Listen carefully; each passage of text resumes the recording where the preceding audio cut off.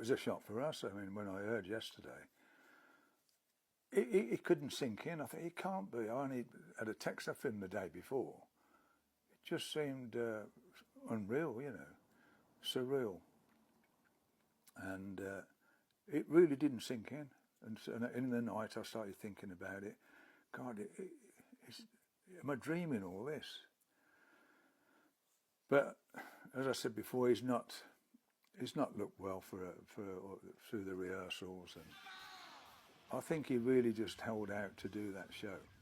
I really feel, and me and Geese were talking about it last night, that we think he held out to do it. And just after that, he's done it and said goodbye to the fans, you know. And that was the end of it, really. That's a really astonishing thought that he was just holding out to do it, because this meant everything to him, didn't it, doing this concert? Oh, he's built up for it for a while now. He's been sort of training and trying to do what he can to so he could do this gig, so he could do it. And that's really what he wanted to do. I think he must have had something in his head that said, well, this is going to be it, the last thing I'm ever going to do. Whether he thought he was going to die or what, I don't know. But he really wanted to do it, and he was determined to do it, and fair dues, he'd done it, you know.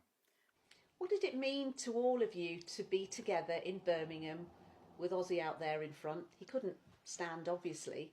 Yeah. But the original lineup in Birmingham, in Villa Park, in Aston, round the corner from where you all grew up. Yeah, and it was really moving, I think. You know, we all felt like, wow. And again, it was almost like a dream. Before you know it, we're off stage, and what happened? What was Ozzy like when he came off stage?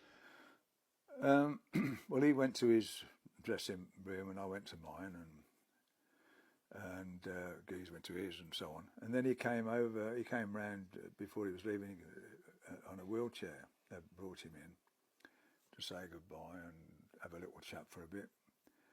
And yeah, he seemed all right. He enjoyed it.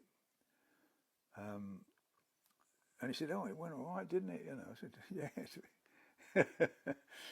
as he did. But you know, as I say, when I had the text off him the day before yesterday, saying he's tired and he's really got no energy, and I thought, oh dear.